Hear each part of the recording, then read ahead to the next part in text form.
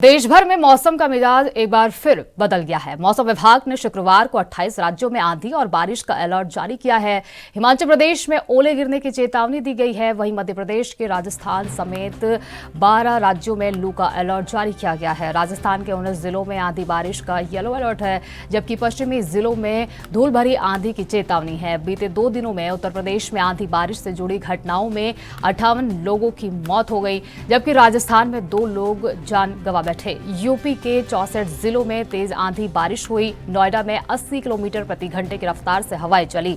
मध्य प्रदेश के भोपाल, इंदौर और रायसेन में भी मौसम बिगड़ा, कई पेड़ उखड़ गए। दिल्ली एनसीआर में 24 मई को हल्की बारिश और तेज हवाएं चलने की संभावना है। पंजाब, हरियाणा, पश्चिम बंगाल, महाराष्ट्र, कर्नाटक, केरल, असम, अरुणाचल प्रदेश, नागालैंड, त्रिपुरा समेत कई राज्यों में भी तेज बारिश, आंधी और बाढ़ का खतरा जताया गया है।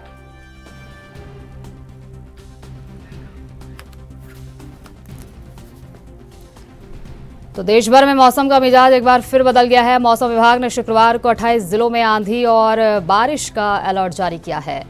हिमाचल प्रदेश में ओले गिरने की चेतावनी दी गई है। वहीं मध्य प्रदेश और राजस्थान समेत 12 राज्यों में लू का अलर्ट जारी किया गया है। राजस्थान के 19 जिलों में आंधी बारिश का येलो अलर्ट है, जबकि पश्चिमी जिलों में धूल भरी आंधी की चेतावनी है। बीते 2 दिनों में उत्तर प्रदेश में आंधी बारिश से घटनाओं में 58 लोगों की मौत हो गई है, जबकि राजस्थान में 2 लोग जान गंवा बैठे। यूपी के 64 जिलों में तेज आंधी बारिश हुई।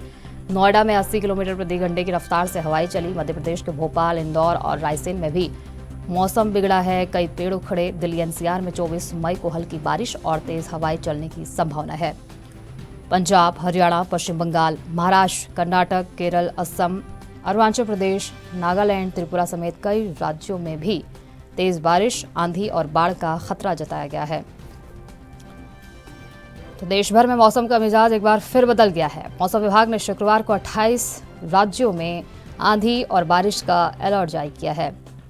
हिमाचल प्रदेश में ओले गिरने की चेतावनी दी गई है। वहीं मध्य प्रदेश और राजस्थान समेत 12 राज्यों में लू का अलर्ट जारी किया गया है।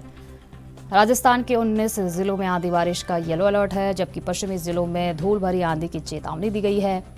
बीते 2 दिनों की अगर बात करें तो उत्तर प्रदेश में आंधी बारिश से जुड़ी घटनाओं में 58 लोगों की जान चली गई, जबकि राजस्थान में 2 लोग जान गंवा बैठे।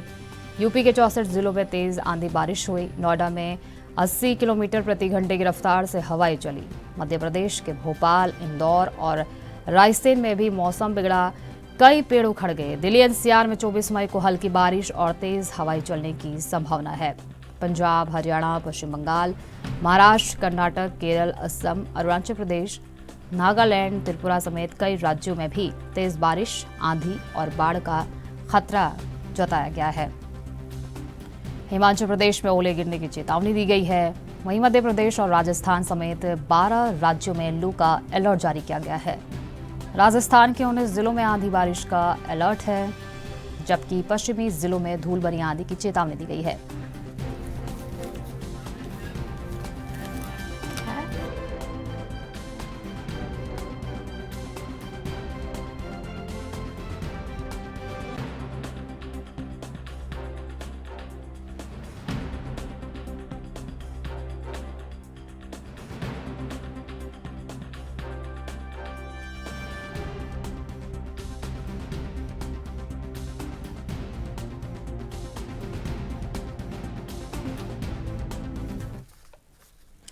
ज्यादा जानकारी के लिए हमारे संवाददाता रविंद्र सेजवाल आगरा से हमारे साथ जुड़ गए हैं। रविंद्र, देखिए, आईएमडी की तरफ से पूरे देश भर में अलर्ट जारी किया गया है, धूल भरी आंधी का अलर्ट जारी किया गया है। इस तरह अभी अगर आगरा की बात करें तो किस तरह की स्थिति वहां पर है? देखिए, मैंने आपको बताया लगातार आईएमडी द्वारा जो अलर्ट है वो जारी कर दिया गया है। आगरा के अंदर आगरा के अंदर बारिश कहीं न कहीं किसानों के माथे पर चिंता की लकीरें हैं, क्योंकि इस तरीके से किसान इस समय उसकी जो फसलें हैं उसकी कभी मुझे चौपड़ नजर होती आ रही है। साथ ही साथ अगर हम आगरा के नगर निगम की बात करें तो आगरा नगर निगम के दावे भी कहीं न कहीं फेल होते हुए नजर आ रहे हैं, क्योंकि जिस तरीके से आगरा के अंदर जलभराव की स्थिति, साथ ही साथ नगर निगम के होर्डिंग से और तमाम जो उपकरण थे नगर निगम के द्वारा वो लगाए गए थे, वो कहीं न कहीं जमींदोज होते हुए नजर आ रहे हैं। ऐसे में अगर ग्रामीण इलाकों की बात करें तो ग्रामीण इलाकों के अंदर भी जो तालाब थे कहीं न कहीं वो उफान पर हैं और लगातार जिस तरीके से जो तालाबों का पानी है वो सड़कों पर देखा जा रहा है। ग्रामीण अंचल जो ग्रामीण तबके के लोग हैं, किसान हैं, वो कहीं न कहीं इस बेमौसम बारिश से काफी परेशान है, क्योंकि जिस तरीके से आंधी और तूफान जिस तरीके से आया है, कहीं न कहीं इसमें चाहे वो विद्युत विभाग की बात करें, सभी के दावे फेल होते हुए नजर आ रहे हैं, या नगर निगम की बात करें, विद्युत विभाग की अगर पोलों की बात करें तो तमाम पोल विद्युत विभाग के धराशायी हो गए हैं। ऐसे में किसानों को या फिर आम जनमानस को काफी परेशानी का सामना करना पड़ रहा है, क्योंकि जिस तरीके से लाइट जो विद्युत विभाग है उसके द्वारा विद्युत बाधित कर दी गई है, क्योंकि जिस तरीके से सड़कों पर पोल टूटे हुए पड़े हैं। ऐसे में लगातार विद्युत विभाग भी लगातार उसका कार्य जो है वो जोरों पर है, किसी भी प्रकार की कोताही नहीं बरती जा रही है। हालांकि 2 दिन आगरा के अंदर देखा गया था कि ग्रामीण अंचल में लाइट यानी विद्युत की जो समस्या थी वो बनी हुई थी। साथ ही साथ आपको बता दें कि जिस तरीके से ग्रामीण अंचल के लोग हैं वो मूल पानी के लिए तरस गए थे, तो कहीं न कहीं ये बड़ा सवाल है। आखिरकार इन्हें पहले से अपनी पूरी तरीके से व्यवस्थाएं दुरुस्त कर लेनी चाहिए थी। देखा जा सकता है, आपको ये स्क्रीन पर साफ तौर पर देख सकते हैं कि नगर निगम के जो पोल है होर्डिंग से वो कहीं न कहीं धराशायी होते हुए नजर आ रहे हैं। साथ ही साथ आपको बता दें कि जो आंधी चली है उसकी तीव्रता काफी स्पीड जो है काफी भयावह नापी गई है, जिसके बाद लगातार जो ग्रामीण अंचल का किसान है वो कहीं न कहीं फसलें उनकी चौपट हो गई हैं, चाहे खरबूजे की बात करें या फिर खरबूजे की फसल की बात करें या फिर अन्य जो सब्जियों की फसलें हैं वो कहीं न कहीं पूरी तरीके से नष्ट हो चुकी हैं, जमीन दोज हो गई है। अब ऐसे में देखा जाएगा कि आखिरकार सरकार और प्रशासन क्या किसानों को समय पर मुआवजा दे पाता है, या फिर ये जो बातें हैं वो कहीं न कहीं दरअसल पर बिल्कुल भी सामने नहीं आते हैं, क्योंकि जिस तरीके से सरकार वादे तो करती है कि किसानों की जो मुआवजा है फसलों का वो दिया जाएगा, लेकिन दरअसल पर कहीं न कहीं किसानों को एक तरह से प्रताड़ित करने का काम यहाँ किया जा रहा है, चाहे वो स्थानीय प्रशासन हो या सरकार हो।